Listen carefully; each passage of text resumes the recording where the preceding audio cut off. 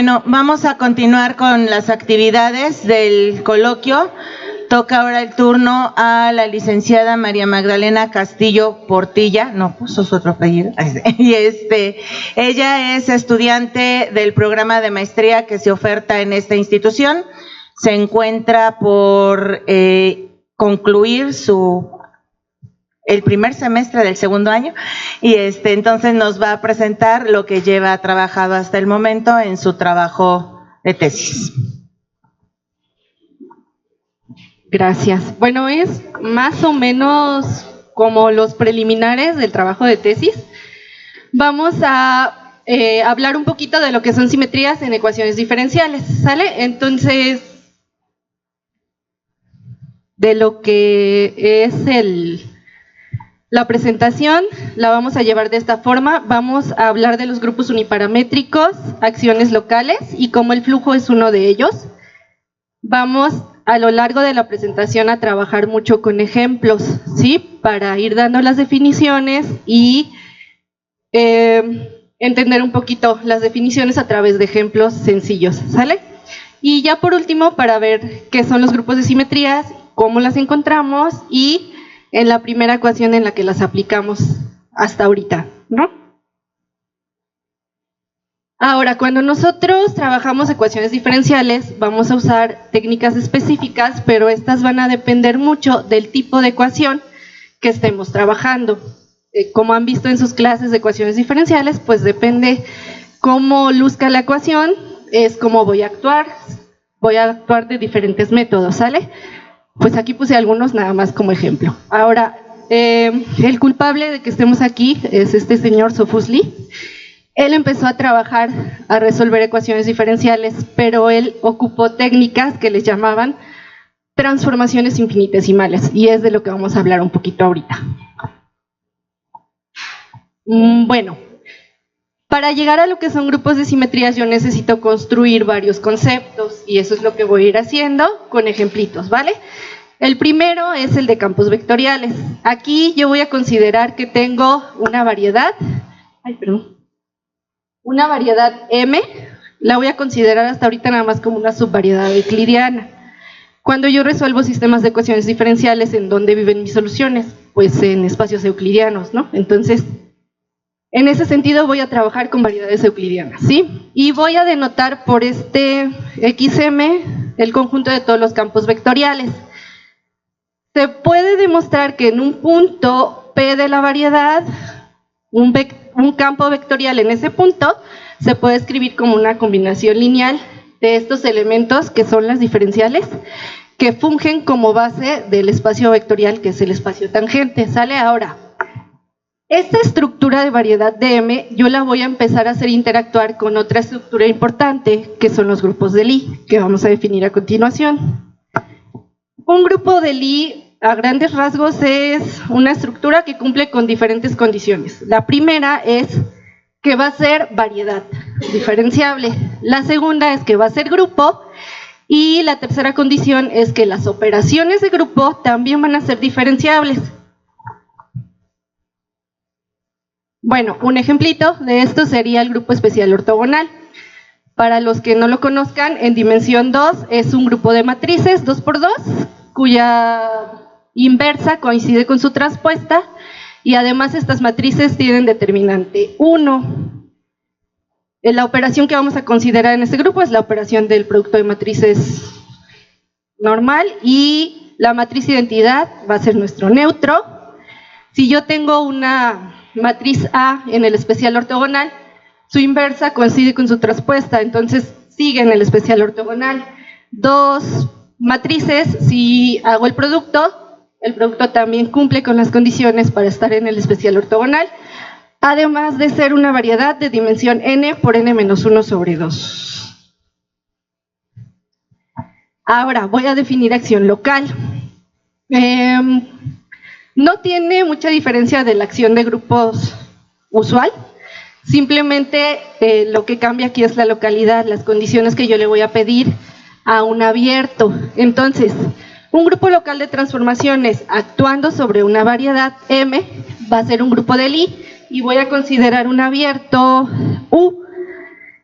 El abierto va a estar en G cruz M, el grupo cruz la variedad, y va a tener a la identidad del grupo, ¿sale?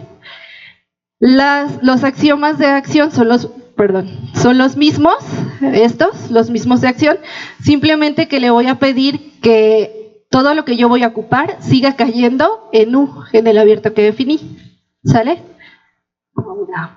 Más o menos así se ve el dominio de la acción. En M voy a tomar todos los elementos de la variedad, pero en G lo voy a ir restringiendo al abierto U, ¿sale? Luego, ahora sí, en ecuaciones diferenciales, nosotros definimos el flujo como la solución de una ecuación en derivadas con una condición inicial. Este flujo va a tener estas condiciones que están aquí, que si yo calculo el flujo, este epsilon y este delta sería como el equivalente al tiempo. Si calculo el flujo en el tiempo epsilon y después en el tiempo delta, sería lo mismo que calcularlo en la suma de los tiempos. Si calculo en el tiempo cero, pues tengo mi condición inicial X. Y además, para un campo vectorial B, se tiene que la diferencial con respecto a epsilon de ese flujo va a ser el campo vectorial en ese punto. Si observamos estas dos primeras condiciones del flujo, son las de una acción, y de hecho el grupo que está actuando aquí son los reales con la suma. Eso nos dice que el flujo es una acción, es un grupo uniparamétrico. Y la propiedad 3 nos dice que a la acción, esta del flujo, tiene asociado un generador infinitesimal en el espacio tangente, ¿sí? Y lo puedo obtener derivando y evaluando en epsilon, ¿sale? O sea, del flujo puedo encontrar el B. Y eso es lo que quiero hacer ahorita. Bueno, la imagen del flujo, nada más de cómo se calcula el flujo en la suma de los tiempos. Bueno, y entonces, ¿qué quiero hacer ahorita? Si yo tengo mi generador infinitesimal B, me determina un flujo o un grupo, una acción de grupo, y dado el B, puedo encontrar el grupo. Y al revés también, si me dan la acción del grupo, yo puedo encontrar el generador infinitesimal asociado.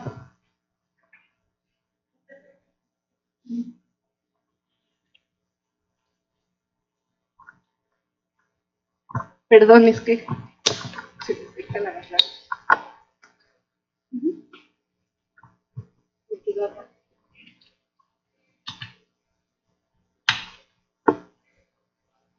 Bueno, para el ejemplo que venimos trayendo, que es el especial ortogonal, pues aquí describo la acción de este grupo sobre R2. ¿Qué le está haciendo este grupo a un punto en R2? Agarra un XY, lo multiplica por una matriz que es de la forma coseno menos seno, seno coseno, y lo manda a otro punto. Lo que está haciendo es rotar en R2, ¿sale? Ahora, este grupo ya tengo la acción. ¿Cómo encuentro mi generador infinitesimal? Pues sé que debe de tener esta forma, como se las dije anteriormente. Entonces tengo que encontrar mis coeficientes G1 y G2, igual como en la definición de flujo nos decía, derivar con respecto a epsilon y evaluar en epsilon igual a 0. Y así obtengo este generador infinitesimal. Este es el asociado al grupo especial ortogonal. Ahora, ¿qué pasa si es al revés? Si me dan el generador infinitesimal, ¿cómo encuentro la acción determinada o el grupo asociado aquí a este generador infinitesimal? Pues me va a definir unas ecuaciones características. De hecho, aquí es un sistema de ecuaciones, y si yo resuelvo este sistema puedo encontrar la acción del grupo asociado, ¿sí? Este es el sistema escrito en forma matricial, lo puedo resolver de esta manera y obtengo esto, ¿sale? Explícitamente la solución es una matriz de mi especial ortogonal aplicada a una condición inicial. Gráficamente lo que está haciendo es lo que les decía ahorita, que los puntos los está rotando. Entonces las soluciones describen estas trayectorias, ¿sale? Este como ejemplito de los pasos. Ahora sí, ¿qué son las simetrías en ecuaciones diferenciales? Pues yo voy a tener un sistema de ecuaciones diferenciales, voy a tener mi conjunto de variables independientes y mi conjunto de variables dependientes. El grupo de simetrías de este sistema va a ser un grupo local de transformaciones G actuando en un abierto, tal que si U igual a f de x es solución de este sistema y yo le aplico la acción de este grupo, siempre que esté definida localmente, lo que obtengo aquí, la f gorrito que obtengo, también va a ser solución del sistema. Entonces, en ese sentido son simetrías. Si yo tengo un objeto, que en este caso son soluciones de ecuaciones, tengo el objeto, le aplico una transformación, hay una propiedad que ese objeto va a preservar, y esa es la de ser solución del sistema S. ¿Sale? Un ejemplito muy sencillo: si yo tengo esta ecuación diferencial, tiene una solución particular que pasa por el origen, que son las parábolas. ¿Sale? Entonces, si yo agarro un grupo de Lie, que los reales con la suma son mi grupo de Lie, y defino esta acción, agarro un real, un punto en el plano, y a la segunda coordenada la voy a mover una cantidad C. Me está generando una familia de parábolas, y toda esta familia de parábolas que generé aquí también es solución de mi ecuación diferencial inicial.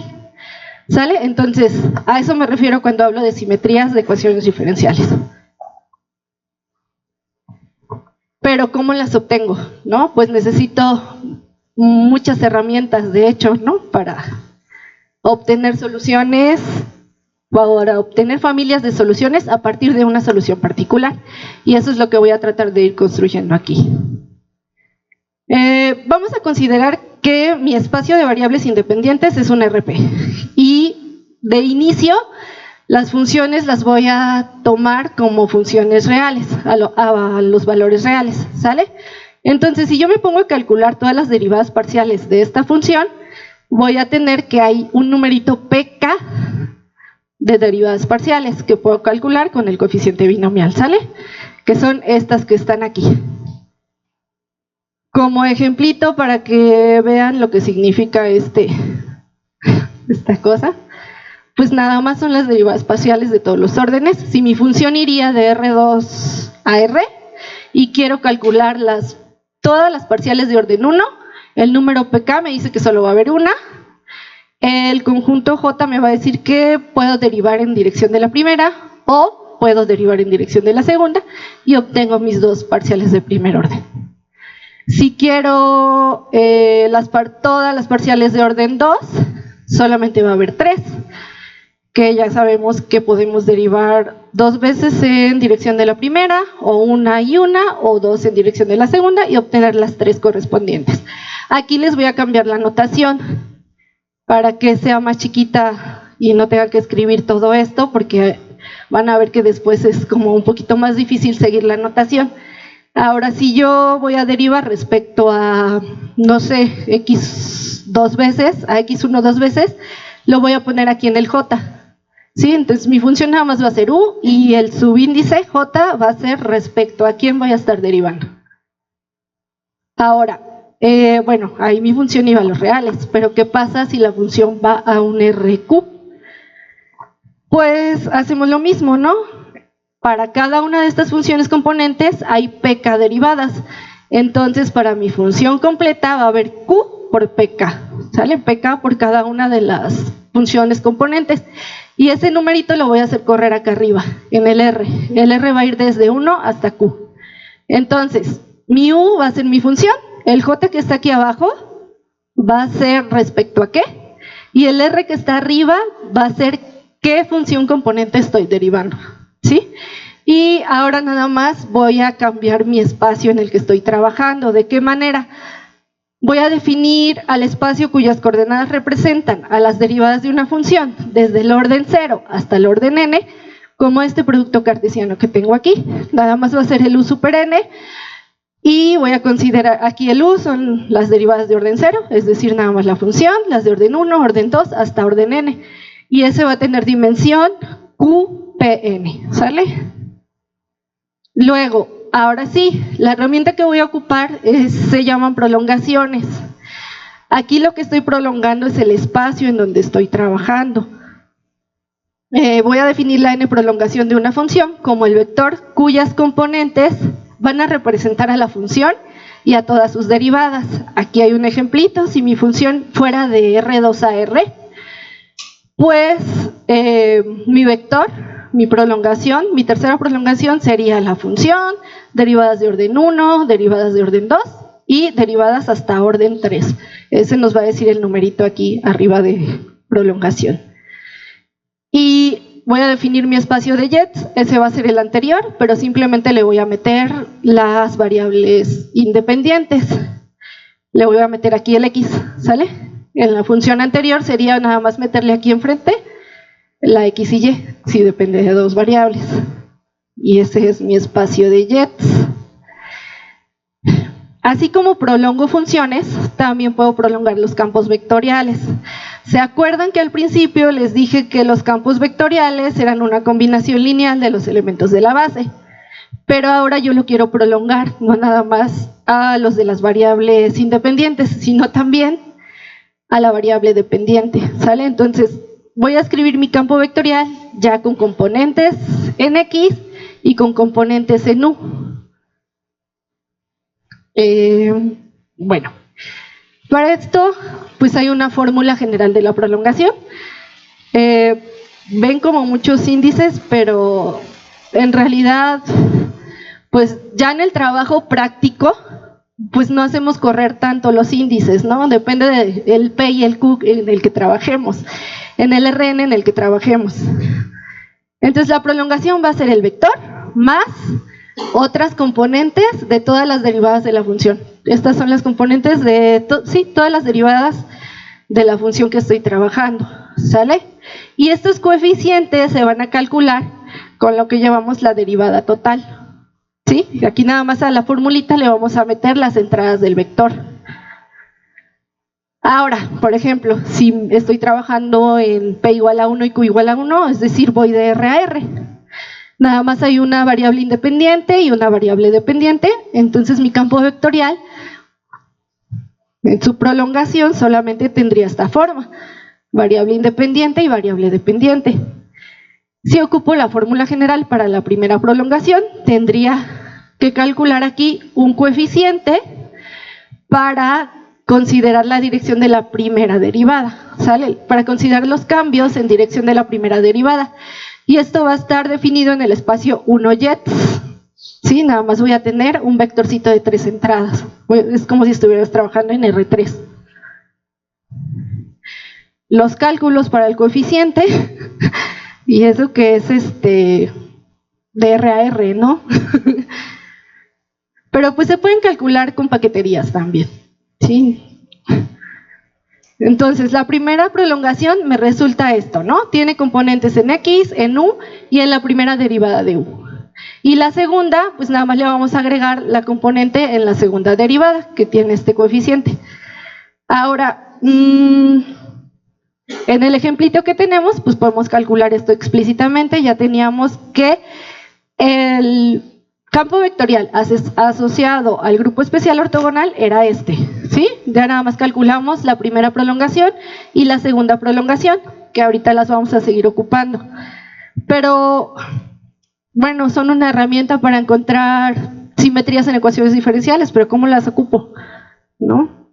Entonces, eso no los dice este teorema, que nos dice que si yo tengo un sistema de ecuaciones diferenciales, lo igualo a 0, con rango máximo definido en el espacio de variables independientes por las dependientes, y si G es un grupo de transformaciones que actúa en la variedad en la que está definido mi sistema, y yo aplico la prolongación del campo vectorial asociado a este grupo al sistema, y esto me va a dar igual a 0, siempre que cada una de las ecuaciones de mi sistema sea igual a 0, entonces ese grupo va a ser un grupo de simetrías de este sistema de ecuaciones diferenciales. Y si yo tengo una solución particular de este sistema de ecuaciones diferenciales y le aplico la transformación de este grupo, me va a permitir construir familias de soluciones para ese sistema de ecuaciones diferenciales. Vamos a ver si SO2, el grupo especial ortogonal, es grupo de simetrías de esta ecuación diferencial, ¿sale? Como ejemplito nada más, ya sabíamos cuál era el generador infinitesimal de este grupo, ya sabíamos cuál era la primera prolongación, ya la habíamos calculado, y entonces la vamos a aplicar a este sistema. ¿De qué manera? Pues este es un operador diferencial, ¿no? Hay que derivar con respecto a x esta ecuación, con respecto a u y con respecto a ux. Derivando y aplicando la prolongación, me resulta que la primera prolongación aplicada a este sistema es ux por el sistema delta. Y esto sí va a ser igual a 0 siempre que delta sea igual a 0. Entonces el teorema me dice que el grupo especial ortogonal sí es un grupo de simetrías de la ecuación. Bueno, ahora, ¿se acuerdan el ejemplito de las parábolas? Pues es esta ecuación diferencial sencillita que está aquí. Solamente tiene una variable dependiente, independiente, una dependiente y una derivada. Entonces, eso lo que me dice es que solo tengo que aplicar la primera prolongación. Vamos a encontrar cuál sería el grupo de simetrías que me dejaría invariante aquí. Nosotros ya lo sabíamos, ¿no? En el ejemplo era los reales con la suma. Entonces vamos a ver si aplicando esa técnica voy a obtener los reales con la suma. El campo vectorial tendría esta forma, ¿sí? Si yo calculo la primera prolongación, me quedaría algo así. Y aquí ya la estoy aplicando a la ecuación diferencial, ya la metí aquí, ¿sí la ven? Y esto lo tengo que igualar a 0. Bueno, haciendo las cuentitas de todo esto, me resulta esta ecuación. La voy a considerar como un polinomio de ux. Entonces, los polinomios son ceros y los coeficientes son 0, ¿no? Vamos a igualar todos los coeficientes a 0 y genero este sistema, que es el que vamos a resolver. Una de las soluciones a este sistema es esta que tenemos aquí, que la función g es 0 y la phi es constante. Eso quiere decir que el campo vectorial asociado tiene esta forma, es decir, solo tiene una dirección, solo cambia en la dirección de u. Si calculamos el grupo asociado a ese campo vectorial, es este que tenemos aquí, que a la segunda entrada, que son las variables dependientes, a la función, la mueve una constante c. Y si u es solución de mi ecuación diferencial, entonces si yo le sumo una constante c, también lo va a hacer, ¿sí? Y es así, bueno, en este caso, este es el ejemplo anterior, que sumando una constante a la parábola, pues generamos familias de soluciones. Pero estos son como los ejemplos más básicos, nada más tengo una variable independiente, una variable dependiente, las ecuaciones son de primer orden. Entonces, ¿qué pasa si empieza a subir el orden de las ecuaciones? Pues ahí conviene que los cálculos se hagan con paqueterías, porque a veces sí se alargan un poquito. Y la primera que empezamos a analizar fue esta, la de calor, nada más es de segundo orden, pero ya tiene dos variables independientes, ¿no? Ya la ecuación nos dice aquí que depende del tiempo, que depende del espacio y solamente hay una variable dependiente. La ecuación de calor es la que nos modela cómo viaja el calor a través de una viga de acero, ¿no? Y entonces lo que tratamos de hacer es aplicar esta teoría a ecuaciones diferenciales parciales. Si yo aplico esto aquí, mi campo vectorial ya va a ser un poquito más complicado, ¿no? Las funciones coeficientes ya van a depender de 3 variables y voy a tener aquí 3 componentes y en mi primera prolongación le voy a poner otra componente, en la segunda otra y se puede hacer muy largo. Como esta ecuación es de segundo orden, voy a necesitar la segunda prolongación. Si yo la calculo es una expresión de esta forma. Hay que calcular los coeficientes, pero si vemos aquí, voy a calcular la parcial con respecto a ux, pero esta no depende de ux, entonces este término va a ser 0, ¿no? Nada más va a sobrevivir el de t y el de uxx, va a sobrevivir este y este, ¿sale?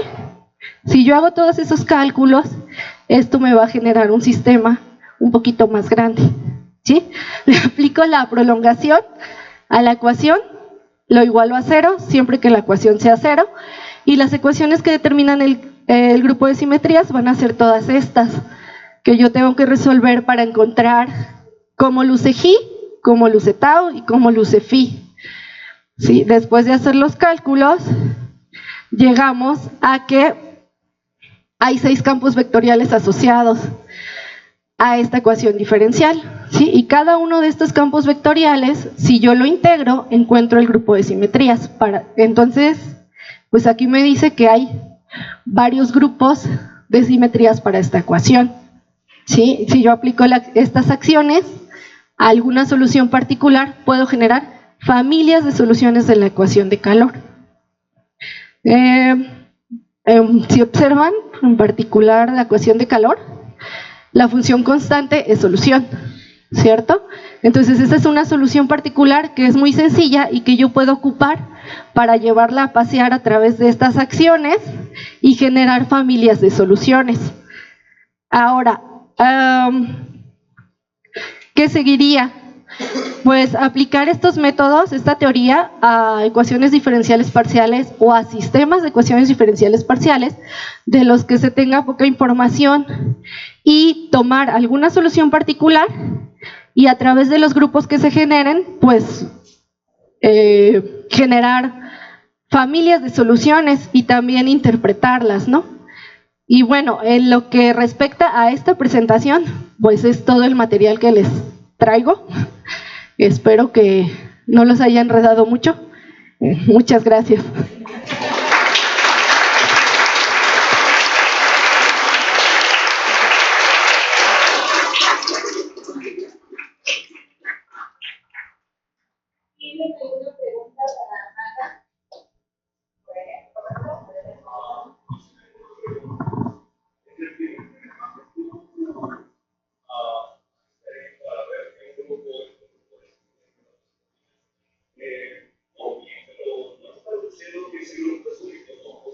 No.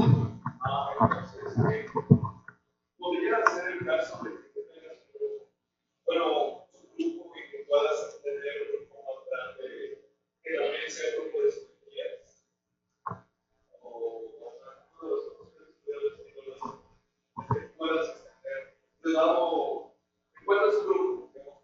O sea, que encuentres un subgrupo y un grupo. Sí, o sea, que encuentres un grupo.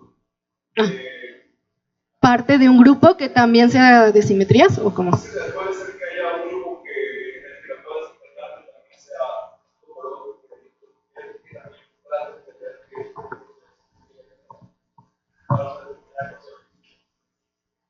no sé, Roberto.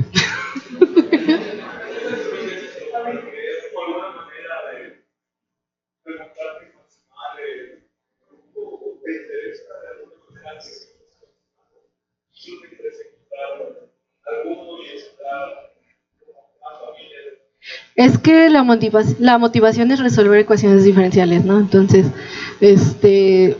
pues si un grupo te está generando familias de soluciones, como que te quedas con el grupo, ¿no? Tú dices como que, me imagino.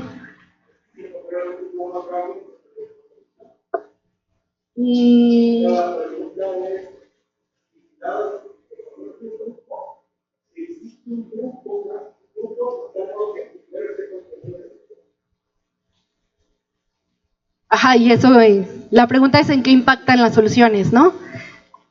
Sí, yo no tendría respuesta para su pregunta, maestro. Perdón. Pero sí, sí es interesante analizar esa parte, ¿no? O sea, porque como que la lógica nos diría que impactaría en las soluciones también, de alguna manera.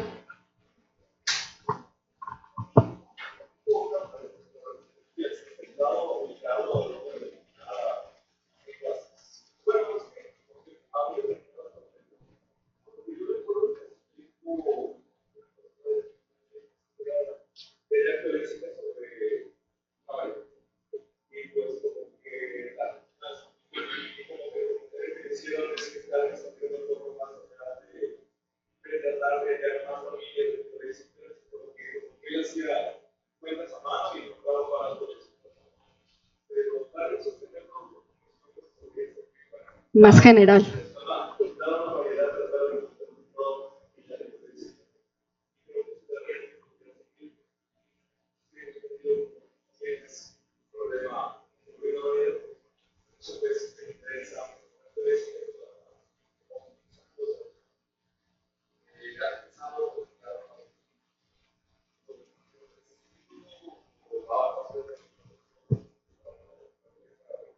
Ahorita nada más estamos empezando con las de segundo orden, ¿verdad? Pero sí, o sea, la idea es que este método es más general, ¿no? Lo puedes aplicar a cualquier tipo de ecuación. Y como decía al principio, cuando resuelves ecuaciones diferenciales, observas la ecuación y dices, el método que aplicas lo decides cuando ves la forma de la ecuación o del sistema, ¿no? Y la idea de esta teoría es que pudieras aplicarlo a cualquier sistema de ecuaciones diferenciales, sean ordinarias o sean parciales. Sí, a ti, Tibet.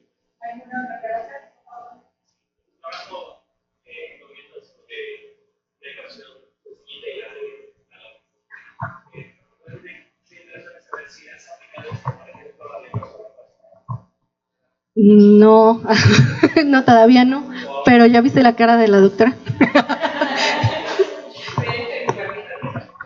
La respuesta es no, apenas de Aún no. este semestre fue como de leer el material y todo, como de intentar encajar, ¿no? La parte de ecuaciones con la parte de ley.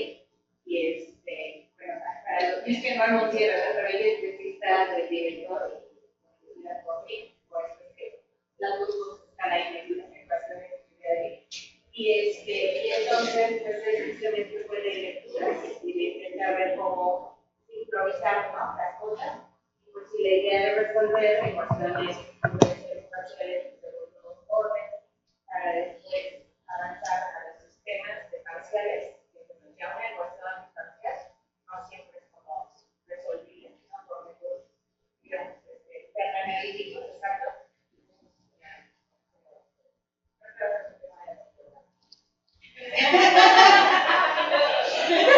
Por eso es continuará. Sí, bueno, ¿alguna otra pregunta? ¿No? Vamos al centro de investigar porque quiero cámaras y todo, estamos para toda la población en cámara. Y bueno, le entrego su constancia a la licenciada María Magdalena Castillo Portilla por haber impartido la charla Simetrías en ecuaciones diferenciales durante el coloquio del sistema mecánico modelado por ecuaciones diferenciales.